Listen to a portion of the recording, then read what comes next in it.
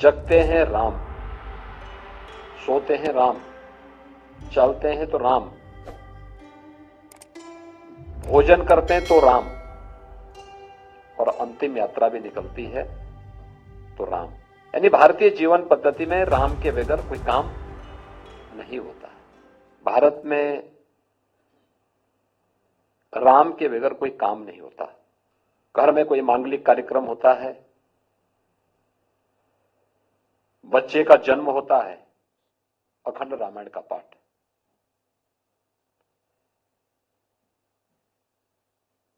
कोई शुभ कार्य होता है, राम नाम संकीर्तन। जगते हैं राम, सोते हैं राम, चलते हैं तो राम, भोजन करते हैं तो राम, और अंतिम यात्रा भी निकलती है तो राम। यानी भारतीय जीवन पद्धति में राम के बगैर कोई काम नहीं होता है। और दुनिया के अंदर अकेला उदाहरण है। लगभग 500 वर्षों तक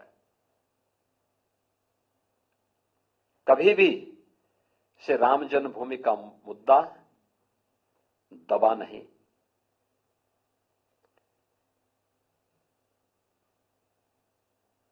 पहले पूज्य संतों ने, फिर राजे रजवाड़ों ने, अपने समय के धर्म योद्धाओं ने अपने अपने कालखंड में अलग अलग व्यक्ति इसे अपना मुद्दा बना करके लड़ता रहा, भिड़ता रहा, बिना झुके, बिना रुके, बिना डिगे इस मिशन को लेकर के आगे बढ़ता रहा। और दुनिया के अंदर किसी एक पावन स्थल के लिए इतने लोगों ने अपनी शहादत दी हो, इतने बड़े संकल्प हुए हों, अन्यत्र देखने को भी नहीं मिलता है।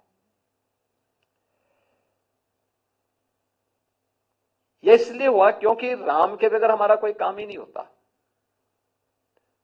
जिसने राम का नाम लिया वो तर गया।